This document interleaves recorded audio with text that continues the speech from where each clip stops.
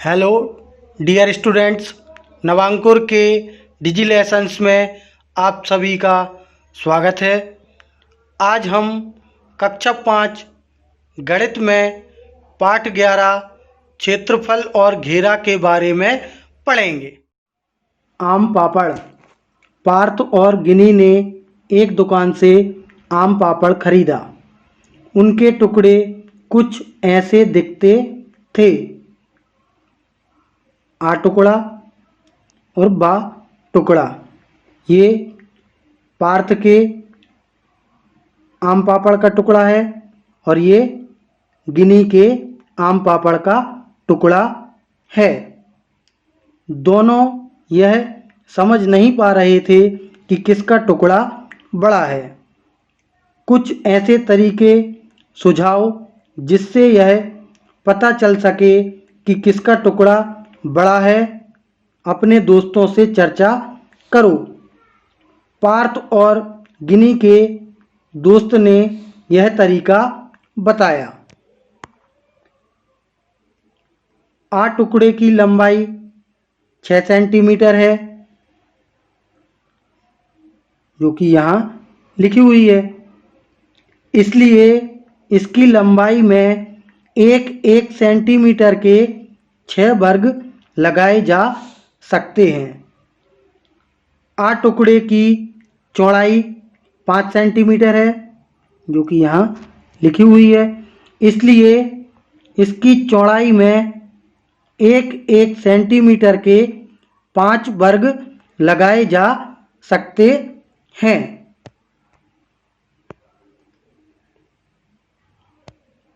इस पर कुल कितने वर्ग बनाए जा सकते हैं? तो सारे वर्ग गिनना तो बेवकूफ़ी है, बस गुणा करो। तो जैसा कि अभी हमने देखा कि आ टुकड़े की लंबाई 6 सेंटीमीटर है और इसकी लंबाई में एक सेंटीमीटर के 6 टुकड़े लगाए जा सकते हैं। तो इसकी लंबाई 6 सेंटीमीटर है और इसकी चौड़ाई 5 सेंटीमीटर है। अगर हम आ टुकड़े की लंबाई और चौड़ाई मतलब 6 और 5 का गुणा करें तो 6 का 5 में गुणा करने पर 6 पंचे 30 आता है। इस तरह इस पर कुल 30 वर्ग बनाए जा सकते हैं। इसलिए आ टुकड़े का क्षेत्रफल 30 वर्ग सेंटीमीटर है। इसी तरह बा टुकड़े का क्षेत्रफल पता करो। किसका टुकड़ा ज़्यादा बड़ा है और कितना ज़्यादा? तो अगर हम बा टुकड़े को देखें तो बा टुकड़े की लंबाई 11 सेंटीमीटर है। इसलिए इसकी लंबाई में एक सेंटीमीटर के 11 वर्ग लगाए जा सकते हैं और इसकी चौड़ाई 3 सेंटीमीटर है। इसलिए इसकी चौड़ाई में एक सेंटीमीटर के 3 वर्ग लगाए जा सकते हैं। अगर हम बा टुकड़े का क्षेत्रफल पता करना चाहते हैं तो इसकी लंबाई में 11 वर्ग लगाए जा सकते हैं और इसकी चौड़ाई में 3 वर्ग लगाए सकते हैं। तो अगर हम इसकी लंबाई और चौड़ाई में जो वर्ग लगे हैं उनका गुणा करें तो 11 का गुणा अगर हम 3 में करें तो 11 तिया 33 आएगा। इस तरह बा टुकड़े में एक सेंटीमीटर के कुल 33 वर्ग लगाए जा सकते हैं और इस टुकड़े का क्षेत्रफल 33 वर्ग सेंटीमीटर होगा। अब हमने देखा कि आ टुकड़े का क्षेत्रफल 30 वर्ग सेंटीमीटर है और बा टुकड़े का क्षेत्रफल 33 वर्ग सेंटीमीटर है। तो हम कह सकते हैं कि बा टुकड़े का क्षेत्रफल ज़्यादा है और 33 में से जब हम 30 को घटाएंगे तो हमें 3 मिलेगा। इस तरह बा टुकड़े का क्षेत्रफल आ टुकड़े के क्षेत्रफल से 3 वर्ग सेंटीमीटर ज़्यादा होगा। ठीक है। अब डाक टिकट से मापो। इस डाक टिकट का क्षेत्रफल 4 वर्ग सेंटीमीटर है।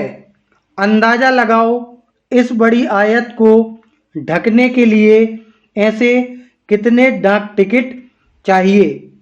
तो अगर हम इस डाक टिकट की भुजा को मापें तो ये 2 सेंटीमीटर आती है।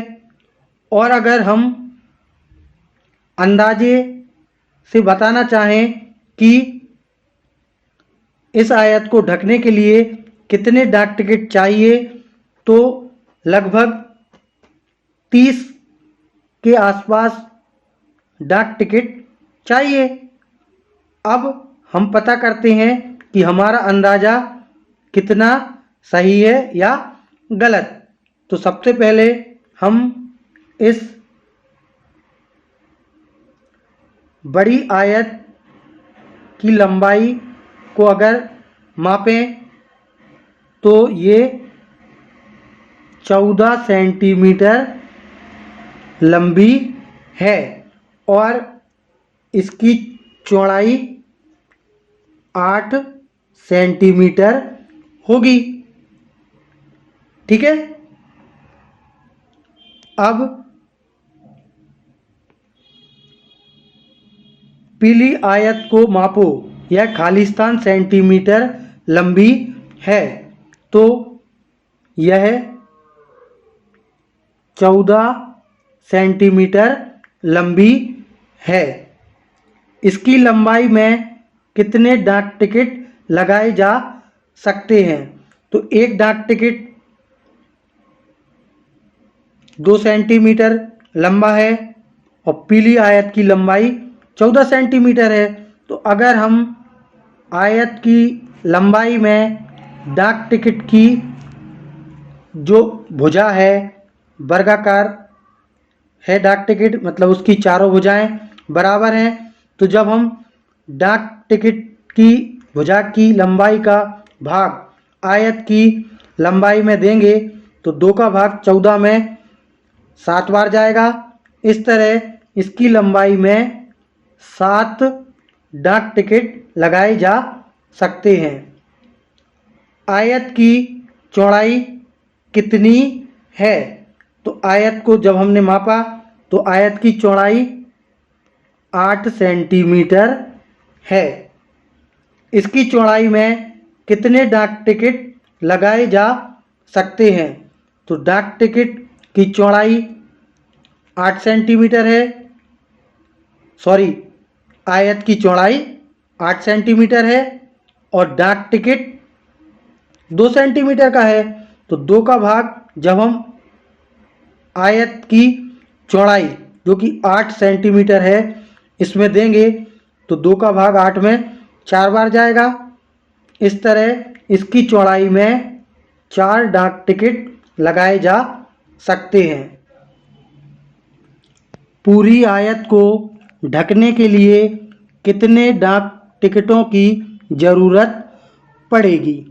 तो अभी हमने जैसा देखा कि पीली आयत की लंबाई में 7 डाक टिकट लगाए जा सकते हैं और इसकी चौड़ाई में 4 डाक टिकट लगाए जा सकते हैं। तो अगर हम लंबाई में लगाए जाने वाले 7 डाक टिकटों और चौड़ाई में लगाए जाने वाले 4 डाक टिकटों का गुणा करें, मतलब लंबाई गुणा चौड़ाई। तो 7 का जब हम गुणा 4 में करेंगे तो 7 चौको 28 आएगा। इस तरह पूरी आयत को ढकने के लिए 28 डाक टिकटों की जरूरत पड़ेगी। तुम्हारा अंदाजा कितना सही था? तो हमारा अंदाजा गलत था, क्योंकि हमने अंदाजे से 30 डाक टिकट पता किए थे। अब आयत का कुल क्षेत्रफल कितना है? तो आयत की लंबाई 14 सेंटीमीटर है और आयत की चौड़ाई 8 सेंटीमीटर है। अगर हम लंबाई का चौड़ाई में गुणा करें, मतलब आयत के क्षेत्रफल का जो सूत्र होता है लंबाई गुणा चौड़ाई, तो 14 का जब हम 8 में गुणा करेंगे तो 14 अट्ठे 112 आएगा। इस तरह आयत का कुल क्षेत्रफल 112 वर्ग सेंटीमीटर होगा।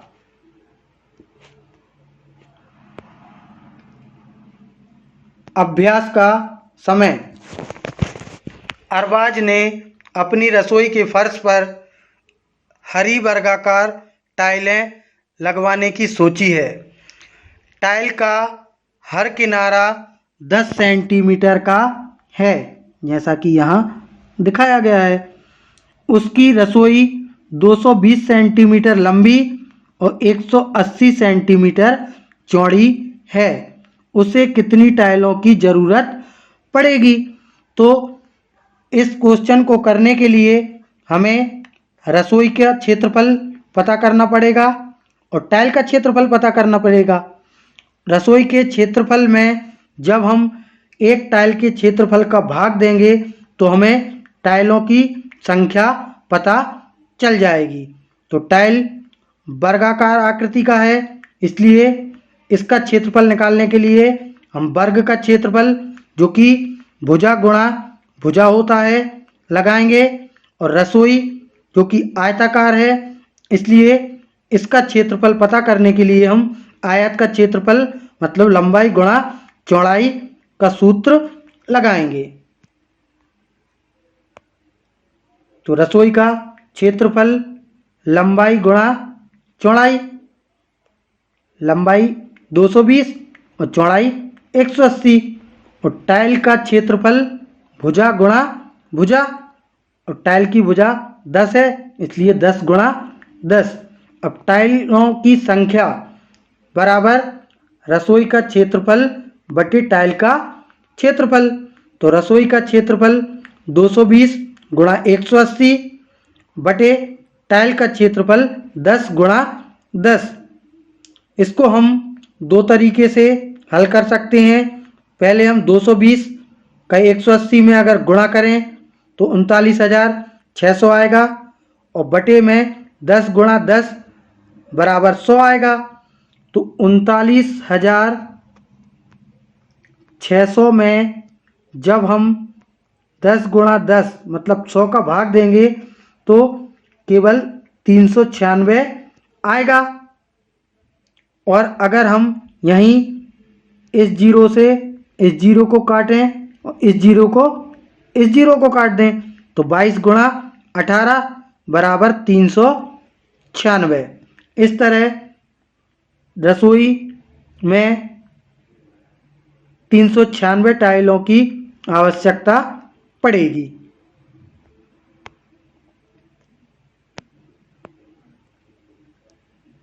एक वर्गाकार बगीचे की बाड़ की लंबाई 20 मीटर है।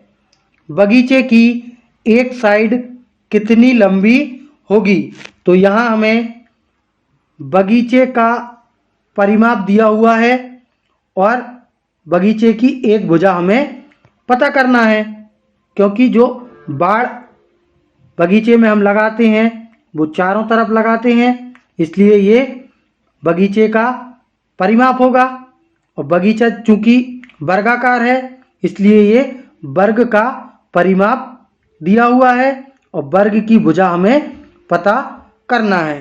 तो इसको करने के लिए हम बाड़ की लंबाई बराबर 20 मीटर और वर्ग का परिमाप बराबर 4 गुणा भुजा। भुजा को हम ए से ए भी लिख सकते हैं इसलिए हमने 4a बराबर 20 लिखा है। अब हमें a मतलब भुजा पता करना है तो ये 4 बटे में आ जाएगा। तो 20 का गुणा जब हम 1 में करेंगे तो 20 आएगा और बटे में 4 आएगा। इस तरह 20 बटे 4 होगा। 4 का भाग जब हम 20 में देंगे तो 5 आएगा। यही बगीचे की एक साइड है, मतलब बगीचे की एक साइड 5 मीटर होगी।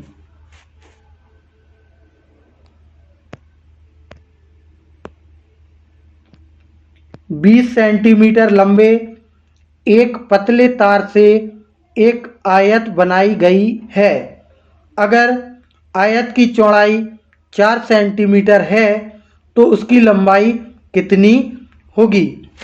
यहाँ एक लंबे तार को मोड़कर आयत बनाया गया है तो जो तार की लंबाई है वही आयत का परिमाप होगा। मतलब हमें आयत का परिमाप 20 सेंटीमीटर दिया हुआ है और उसकी चौड़ाई 4 सेंटीमीटर दी गई है। हमें लंबाई पता करना है तो हम आयत का परिमाप बराबर 2 गुणा लंबाई प्लस चौड़ाई। परिमाप की जगह 20 लिखेंगे। 2 कोष्टक में लंबाई हमें पता करना है इसलिए लंबाई की जगह लंबाई लिखेंगे प्लस चौड़ाई हमें 4 दी हुई है तो चौड़ाई की जगह हमने 4 लिख दिया। अब हमें लंबाई पता करना है तो हम लंबाई को इस तरफ लिखेंगे और बाकी चीज़ों का पक्षांतर कर देंगे। तो सबसे पहले हम 2 का पक्षांतर करेंगे तो 2 यहाँ गुणा में है, बराबर के उस तरफ जाके भाग में पहुंच जाएगा और बराबर में आएगा लंबाई प्लस 4। 20 का भाग जब हम 2 में देंगे तो 10 आएगा। तो 10 बराबर लंबाई प्लस 4। अब हमें लंबाई पता करना है तो हम 4 का पक्षांतर करेंगे। 4 यहाँ प्लस का है, बराबर के उस तरफ जाएगा तो इसका साइन चेंज हो जाएगा, मतलब चिन्ह बदल जाएगा। तो प्लस की जगह 4 माइनस का हो जाएगा। तो 10 में से जब हम 4 को घटाएंगे तो 6 आएगा। इस तरह आयत की लंबाई 6 सेंटीमीटर आ जाएगी। ठीक है।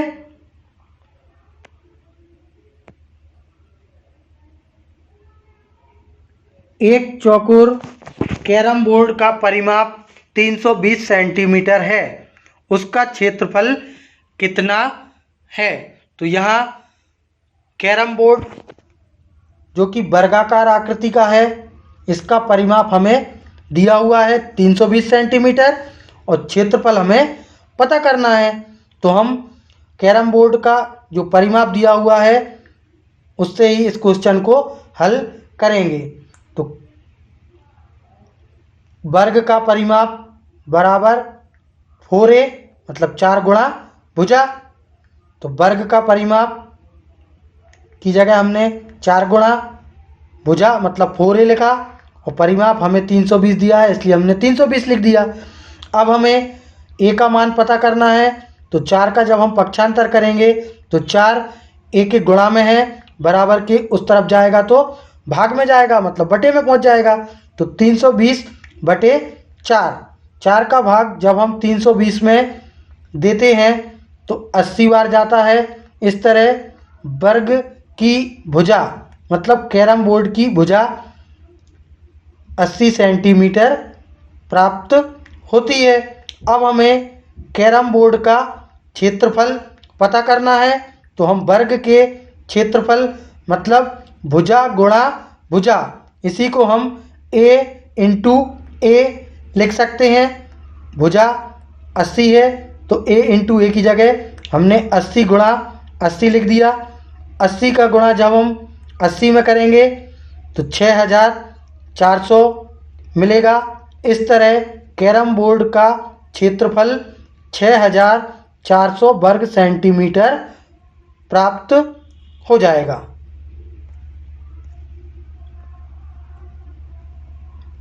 इस त्रिकोणीय टाइल जैसी कितनी टाइलें सफ़ेद डिजाइन में समा सकती हैं?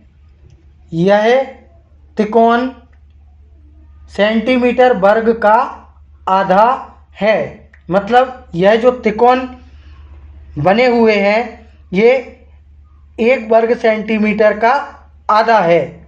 तो डिजाइन का क्षेत्रफल खालिस्तान वर्ग सेंटीमीटर है।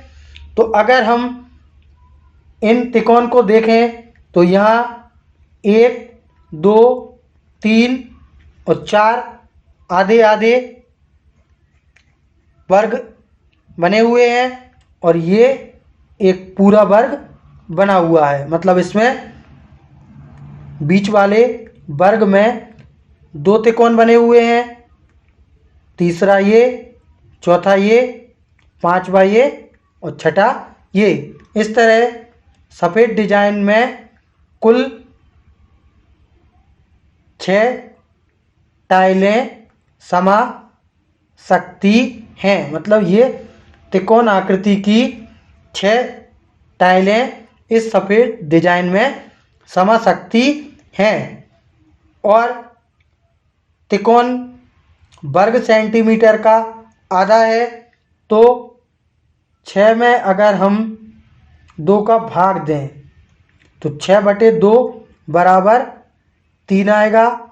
इस तरह इस डिजाइन का क्षेत्रफल 3 वर्ग सेंटीमीटर होगा, क्योंकि कुल 6 टाइलें हैं और हर टाइल का क्षेत्रफल 1/2 दिया हुआ है। तो 6 एकम 6 और बटे 2, इस तरह 6/2 बराबर 3 आएगा। तो डिजाइन का क्षेत्रफल 3 वर्ग सेंटीमीटर होगा।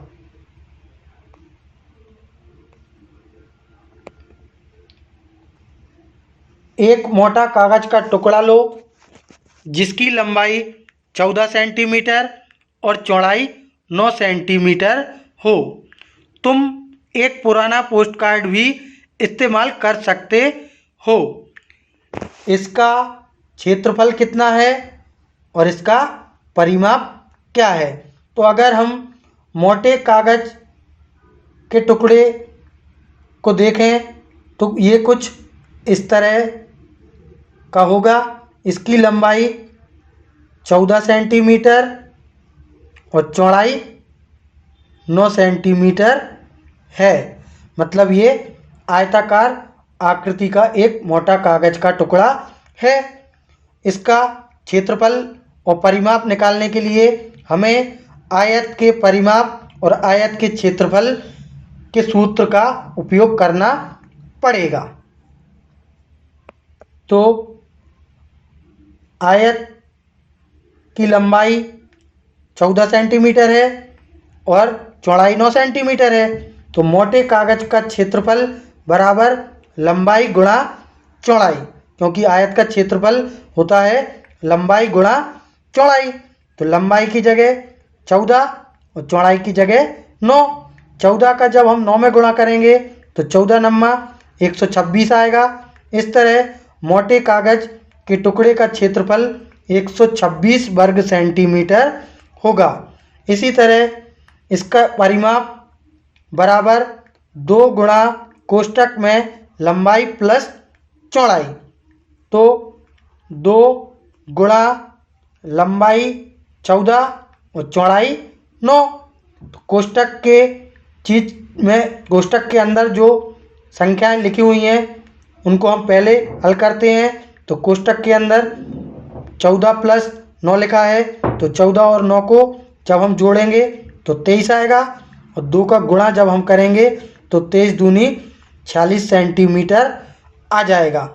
इस तरह मोटे कागज का क्षेत्रफल 126 वर्ग सेंटीमीटर और इसका परिमाप 46 सेंटीमीटर मिल जाएगा।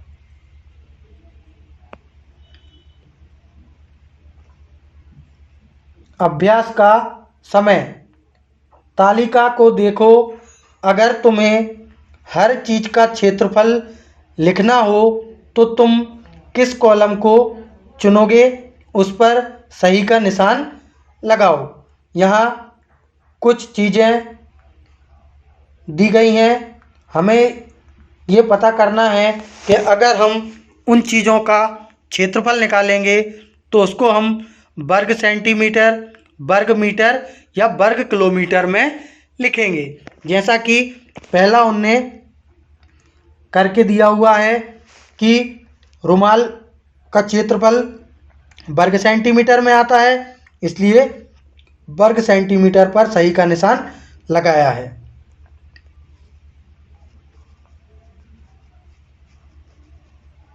अब साड़ी का क्षेत्रफल वर्ग मीटर में आएगा। किताब का पन्ना वर्ग सेंटीमीटर। स्कूल की ज़मीन का क्षेत्रफल वर्ग मीटर में लिखेंगे। एक शहर की कुल ज़मीन का क्षेत्रफल वर्ग किलोमीटर में लिखेंगे। कक्षा का दरवाज़ा वर्ग मीटर में लिखेंगे। कुर्सी का आसन वर्ग सेंटीमीटर में लिखेंगे। श्यामपट्ट का क्षेत्रफल वर्ग मीटर में लिखेंगे। भारत के झंडे का क्षेत्रफल वर्ग सेंटीमीटर में लिखेंगे। और ज़मीन जिस पर कोई नदी बहती है उसका क्षेत्रफल वर्ग किलोमीटर में लिखेंगे। इस तरह हमने सभी चीज़ों के क्षेत्रफल को जिस में हम मापेंगे उनके सामने सही के निशान लगा दिए हैं।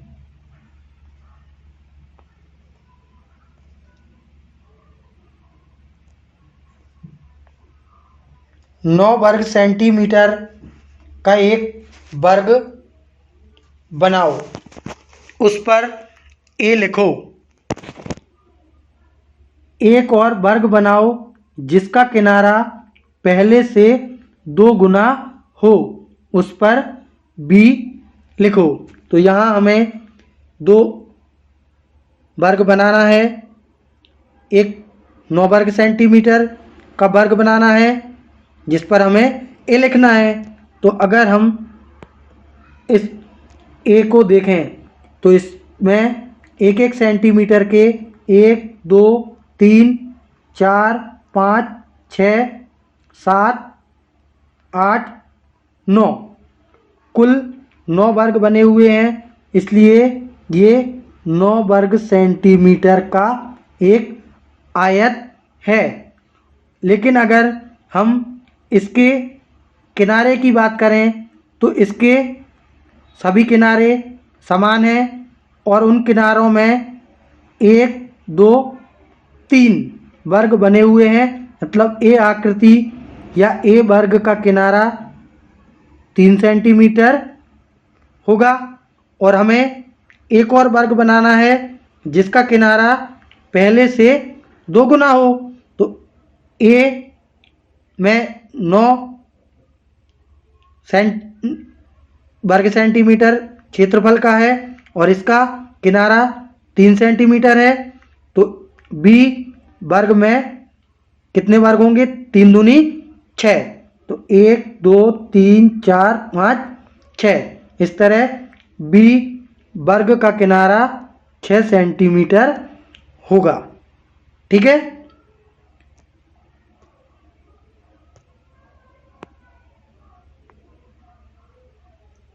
अब उत्तर 2, वर्ग ए का परिमाप खाली स्थान सेंटीमीटर है। तो वर्ग ए का किनारा मतलब एक भुजा 3 सेंटीमीटर है और वर्ग का परिमाप बराबर होता है 4 गुणा भुजा। तो 4 गुणा भुजा, भुजा 3 सेंटीमीटर है तो 4 तिया 12। इस तरह वर्ग ए का परिमाप 12 सेंटीमीटर है। वर्ग बी की एक भुजा या साइड खालिस्तान सेंटीमीटर है। तो हमें पता है कि वर्ग बी वर्ग ए से 2 गुना है, मतलब वर्ग बी का जो किनारा है वो वर्ग ए के किनारे से दुगना है, और वर्ग ए का किनारा 3 सेंटीमीटर है तो वर्ग बी का किनारा 6 सेंटीमीटर होगा। अब वर्ग बी का क्षेत्रफल खालिस्तान वर्ग सेंटीमीटर है, तो वर्ग बी की एक भुजा 6 सेंटीमीटर है तो वर्ग बी का क्षेत्रफल भुजा गुणा भुजा से 6 गुणा 6 बराबर 36। इस तरह वर्ग बी का क्षेत्रफल 36 वर्ग सेंटीमीटर है। वर्ग बी का क्षेत्रफल वर्ग ए से खालिस्तान गुना ज़्यादा है, तो वर्ग ए का क्षेत्रफल 9 वर्ग सेंटीमीटर है और वर्ग बी का क्षेत्रफल 36 वर्ग सेंटीमीटर है। तो अगर हम 9 में गुणा करें या 9 का पहाड़ा पढ़ें तो 9 एकम 9, 9 दूनी 18, 9 तिया 27 और 9 चौको 36, मतलब 9 में अगर हम 4 का गुणा करें तो हमें 36 मिलेगा। इस तरह वर्ग बी का क्षेत्रफल वर्ग ए के क्षेत्रफल से 4 गुना ज़्यादा है। अब अगला है वर्ग बी का परिमाप खालिस्तान सेंटीमीटर है, तो वर्ग बी का किनारा मतलब भुजा 6 सेंटीमीटर है और वर्ग बी का परिमाप मतलब 4 गुणा भुजा मतलब 4a। 4 की जगह हम 4 लिखेंगे और a की जगह 6 लिखेंगे तो 4 छींग 24 आएगा। इस तरह वर्ग बी का परिमाप 24 वर्ग सेंटीमीटर नहीं, वर्ग बी का परिमाप 24 सेंटीमीटर होगा, क्योंकि क्षेत्रफल को हम वर्ग सेंटीमीटर में लिखते हैं और परिमाप को सेंटीमीटर में लिखते हैं। वर्ग बी का परिमाप वर्ग ए से खालिस्तान गुना ज़्यादा है, तो वर्ग ए का परिमाप 12 सेंटीमीटर है और वर्ग बी का परिमाप 24 सेंटीमीटर है। तो 12 एकम 12 और 12 दूनी 24, मतलब 12 में हम 2 का गुणा जब करेंगे तो बी का परिमाप आ जाएगा, मतलब वर्ग बी का परिमाप वर्ग ए से 2 गुना ज़्यादा है।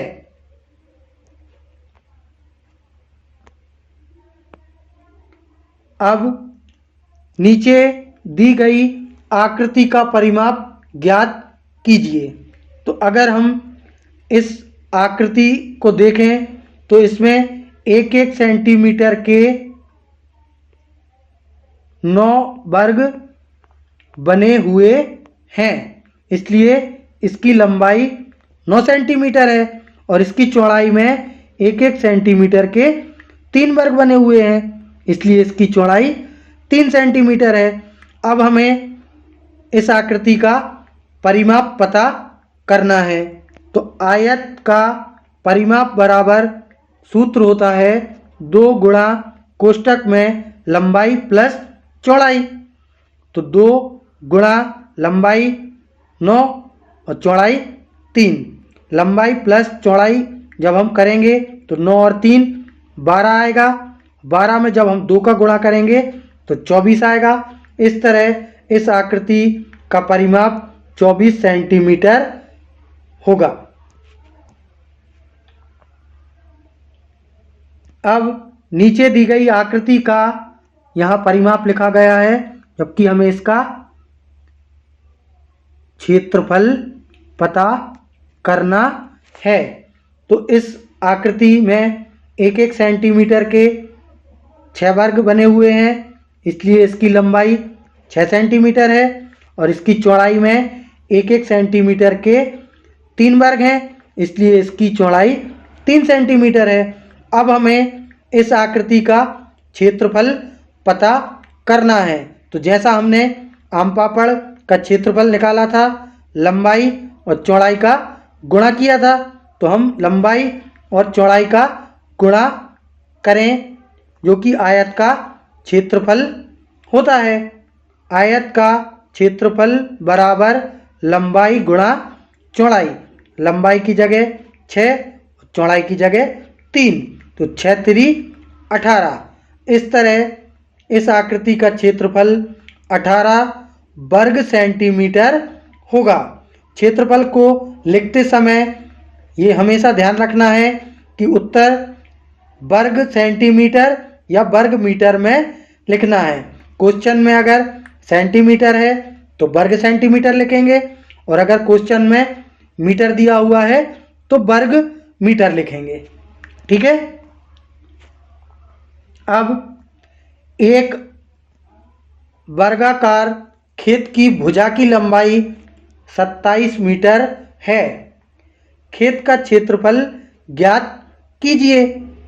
तो यहाँ खेत जो है वो वर्गाकार है, इसलिए हम वर्गाकार खेत का क्षेत्रफल निकालने के लिए वर्ग के क्षेत्रफल भुजा गुणा भुजा मतलब भुजा की घात 2 का सूत्र लगाएंगे। तो खेत की भुजा की लंबाई बराबर 27 मीटर, तो वर्गाकार खेत का क्षेत्रफल बराबर भुजा की घात 2।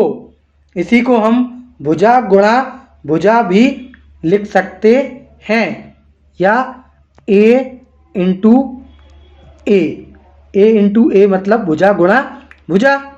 तो 27 गुणा 27, 27 गुणा 27 का मतलब है 27 में हमें 27 का गुणा करना है। 27 का जब हम 27 में गुणा करेंगे तो 729 आएगा।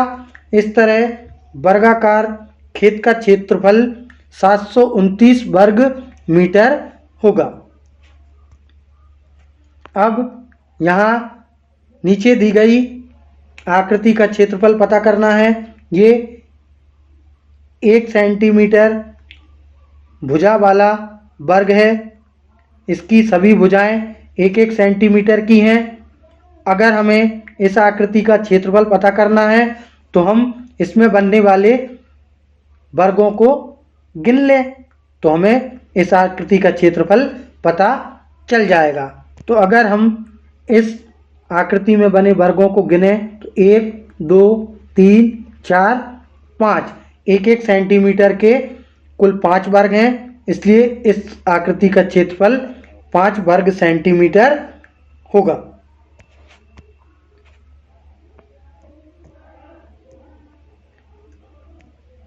एक आयताकार खेत की लंबाई चौड़ाई की 2 गुनी है।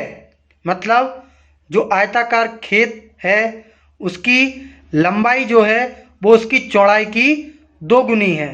यदि चौड़ाई 50 मीटर है तो खेत का परिमाप निकालिए।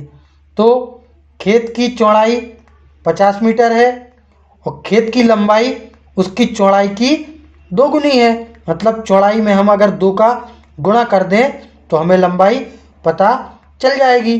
तो लंबाई पता करने के लिए हम चौड़ाई जो कि 50 है उसमें 2 का गुणा करते हैं। तो 50 में जब हम 2 का गुणा करेंगे तो 100 आएगा। इस तरह खेत की लंबाई 100 मीटर होगी। अब आयताकार खेत का परिमाप बराबर 2 गुणा कोष्टक में लंबाई प्लस चौड़ाई। तो 2 की जगह हम 2 लिखेंगे। कोष्टक में लंबाई 100 और चौड़ाई 50। लंबाई और चौड़ाई को जब हम जोड़ेंगे तो 150 आएगा। उसमें जब हम 2 का गुणा करेंगे तो 300 आएगा। इस तरह आयताकार खेत का परिमाप 300 मीटर है।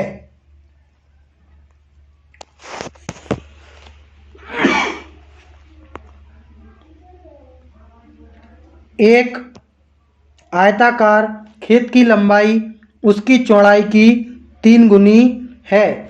यदि चौड़ाई 20 मीटर है तो खेत का परिमाप निकालिए। तो चौड़ाई जो कि 20 मीटर है और लंबाई उसकी चौड़ाई की 3 गुनी है, इसलिए हमने 3 में 20 का गुणा कर दिया।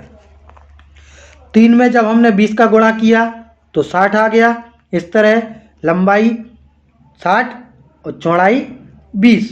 अब हमें खेत का परिमाप निकालना है, तो 2 गुणा लंबाई प्लस चौड़ाई, 2 गुणा 60 प्लस 20, लंबाई 60 और चौड़ाई 20। 60 और 20 80 और 80 दूनी 160। इस तरह आयताकार खेत का परिमाप 160 मीटर होगा।